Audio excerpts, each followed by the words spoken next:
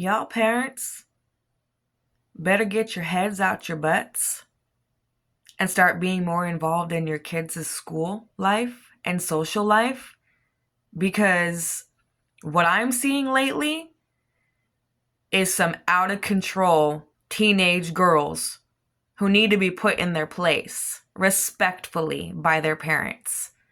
And it's really sad that we even have this going on still. Bullying in our high schools. It is just getting to a point where schools are getting locked down because of guns and knives or whatever it is.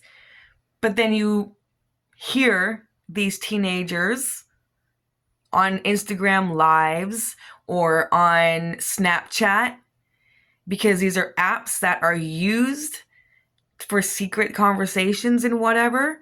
And so they're out here just acting fools, disrespecting each other, calling each other names, talking bad about people, drinking, smoking these little puff bar things, and they're not even 21 yet. They're in high school. I am seeing this with my own eyes. And I sometimes wish that I had these parents' phone numbers so I can call them up, be like, hey, your daughter's on Instagram live right now, taking shots and smoking puff bars and talking about stabbing people. Are you going to do something about that? Because they're your kid. Oh, but if someone who is a foster kid or is the minority gets picked on and picked out by these girls, by these boys, and nothing is being done in the school system to protect them. It's just like they get to pick and choose what they report to the police. They get to pick and choose what they actually take authority and control over and have consequences, appropriate consequences. Arroyo Grande High School girls, I hope this goes viral. I'm going to tell you something right now. You're wrong. And you're miserable. Because if you were happy in your lives, you would not attack someone else wrongfully. You wouldn't have to talk bad about other people. You wouldn't have to drink and smoke nicotine. Because you'd be genuinely happy. So, there's something that these teenage girls and boys need to fix on the inside. And how to do that is you go to your parents. You go to someone who has lived life and you ask them, how did you do it? How did you get through high school without getting suspended or expelled or without having any kind of conflict or peer pressure? How did you do it? Instead, we have teenagers stuck on these social media apps, wasting their lives away, pretending to be adults. Oh, I'm married. He's my hubby. At 17? Really? Where are our kids' minds? Not with Jesus. And these parents have no control. But I'm going to be one parent that will have control. Because I'm one parent that wants to make a difference. That doesn't want to see bullying in our schools. That doesn't want to see racism in our schools, in our young generation. I want it to end. I don't want to just turn a blind eye to it. Oh, well, they're teenagers. Oh, well, it's nothing. It's just words. Words cut deep. And it leaves scars that other people can't see, but that person still feels. So I hope that this word goes viral and that these girls at Arroyo Grande High School see that I'm the parent that will stand up for what is right, that will talk to the schools and the counselors and the police department and the Board of Education and a civil rights lawyer. I will be the proactive parent that will call you out on your crap, that will hold you accountable before something else happens. You can call me names. You can call me crazy. You can call me hostile or difficult. But I'm coming to you with a pure heart and the right intentions. Arroyo Grande High School, the staff, everybody there needs a wake-up call. Because if we don't get involved and be proactive now, then you're going to have a whole bunch of rebellious teenagers on your hands in school with their parents at work, not having a clue what's really going on.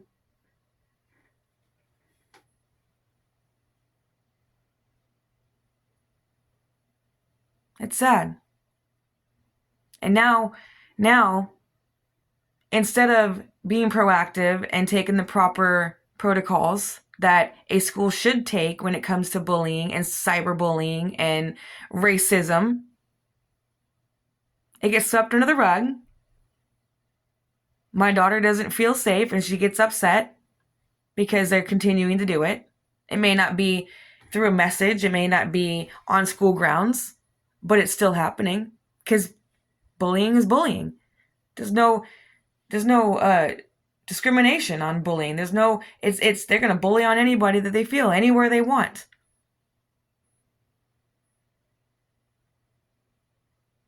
But when the bullied actually starts to stand up for herself and gets her parents involved and tries to warn the school system about how she feels that this is not a safe environment, and she finally snaps, you all want to take that all out on her.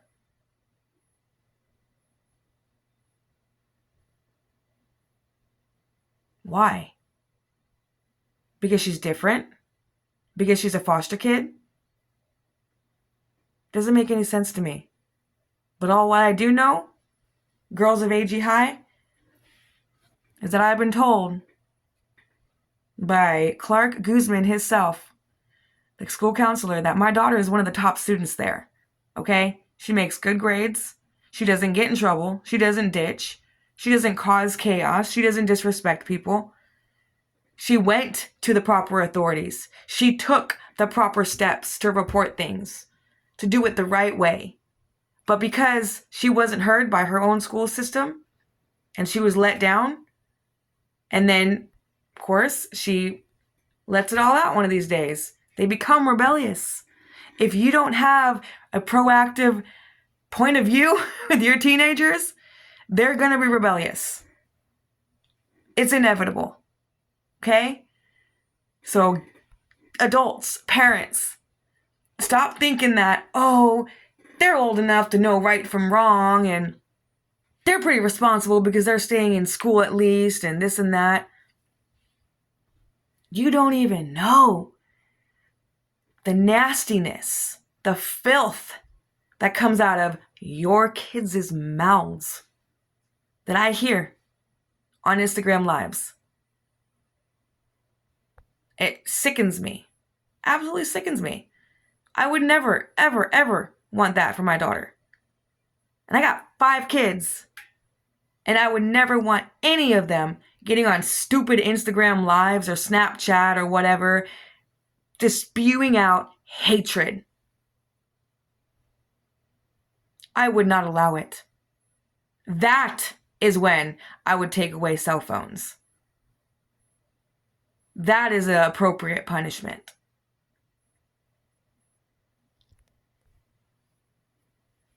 I'm an upset parent because my daughter's being discriminated on. Racism is involved because these girls are white and she is Hispanic and part black and she talks different. But she has absorbed all the negative crap that's coming out of the filthy mouths of those teenage girls on that campus as well, because she's younger. She's a freshman. And all these other girls are, sophomores and seniors or whatever, who should know better.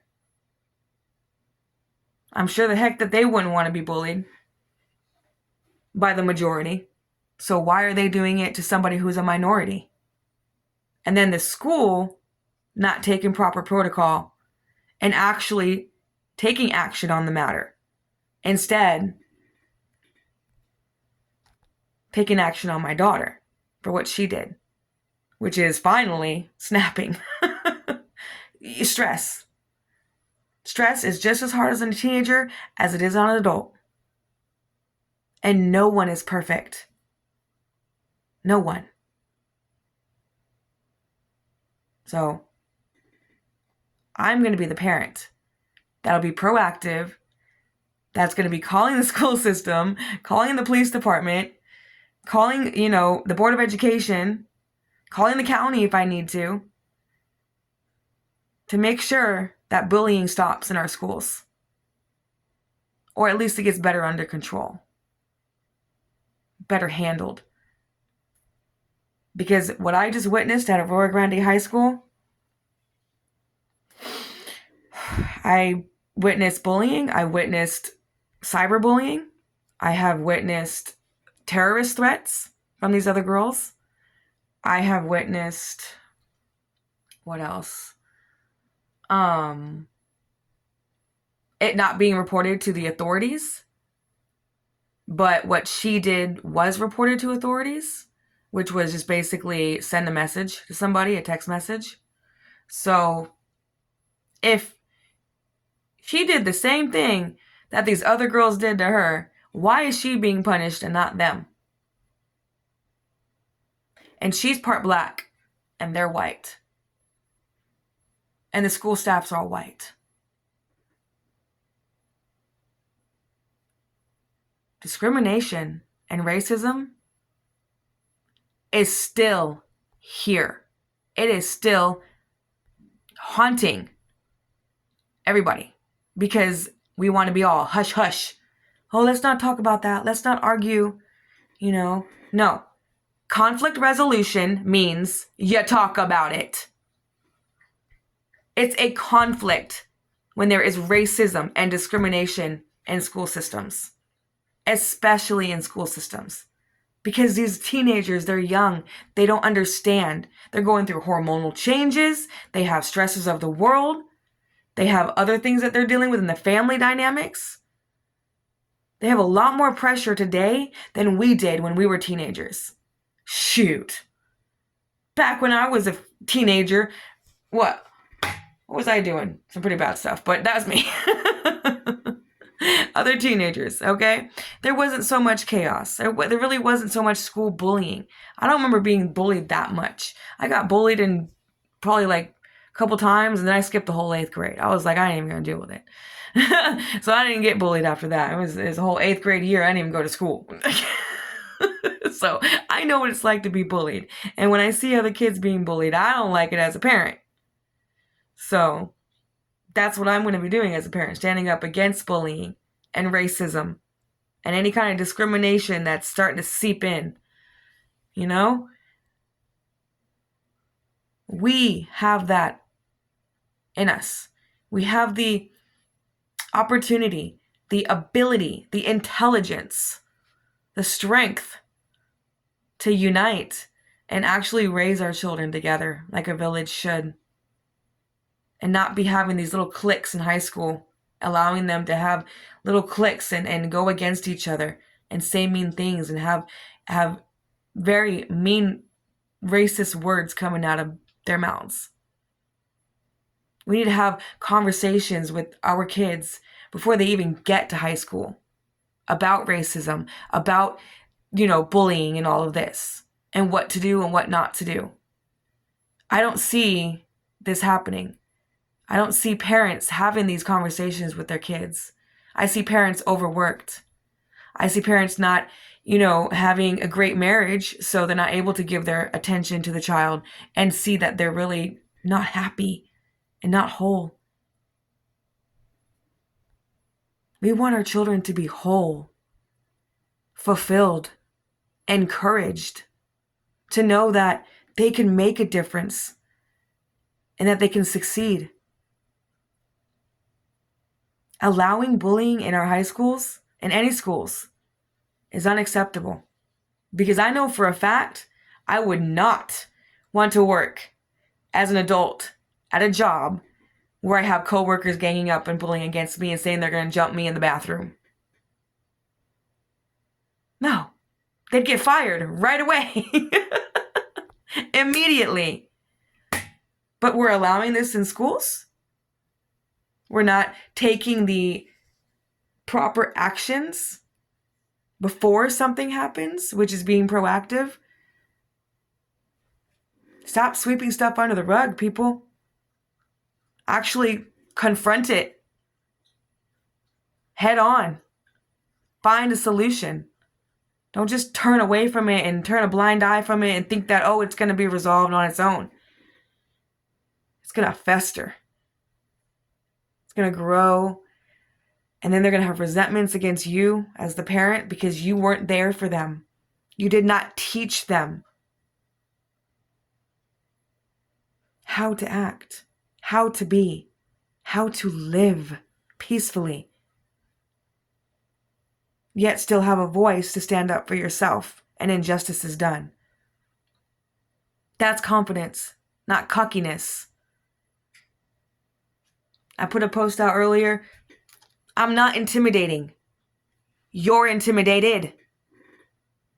Because your level is down here, my level is up here. Your standards are down here, my standards are up here. Your conflict resolution is down here, and anger management, not being able to handle life and all the monkey wrenches it throws at you. You're down here, I'm up here. And that's not because of this world. It's not because of what my parents taught me, unfortunately. I was abandoned.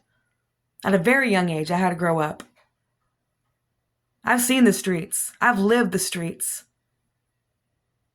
The streets are in me. So I know what it's like not to have anybody in your corner. And when I see our teenagers so innocent, young, they should not be going through these stressors of bullying and harassment and racism and discrimination and any of that negative stuff. They shouldn't have to. We should be protecting them. We, as in stepping in, being proactive, having those hard conversations with your kids, and actually being present.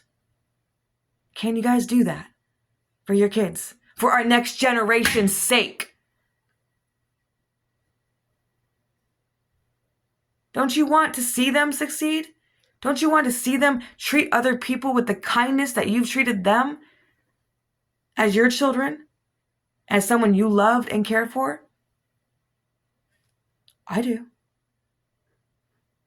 I will not tolerate bullying. I will not tolerate racism. I will not tolerate segregation. I will stand up against it if I'm the only voice that has to. Because it's not just me. It's God and His army and His angels that go out before me, behind me, and on both sides of me as I step into that fighting ring. As I get my boxing gloves on, ready to take the enemy out. I'm not afraid of him. But the enemy is afraid of God. And the enemy and these teenagers is wreaking havoc because they do not know God. They don't have a relationship with Him and fear Him in a respectful way, like they should their parents.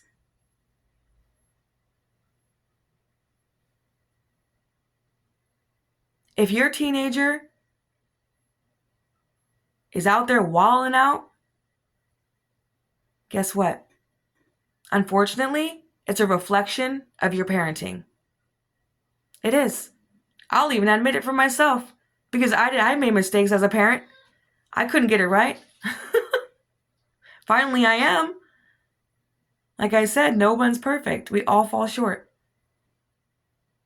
But for any of these teenage girls and boys out here who feel the need to bully somebody because you're unhappy, talk to someone. Not a friend, not your little school friends. Someone who is elder, who is seasoned, who has been through life. Reach out. They'll tell you. It ain't going to get you nowhere. You want to bully in high school and think it's okay? Grow up, become an adult, bullying someone in your workplace? You're going to lose your job. God don't like ugly. He wants the change. And us as parents, we got to be that change for them, for our kids. We have to walk the walk, not just talk the talk. Not just say, oh, go and be good. Or go be good, but don't do what I do. It's not the way it works. If you're not walking it, your kids aren't going to follow you. They're going to follow their own path. And it may be the enemy's path. Down this road of destruction and chaos. No friends, probably. Losing jobs. Poor credit. Going in and out of jail because of their anger and tempers. Disrespecting people left and right. No one's going to want to be around them. Trust me. I'm a witness to somebody I know that I care for deeply who just doesn't know how to respect anybody but himself. Not even himself. Not even himself. So, please like, share, subscribe, because this needs to go viral.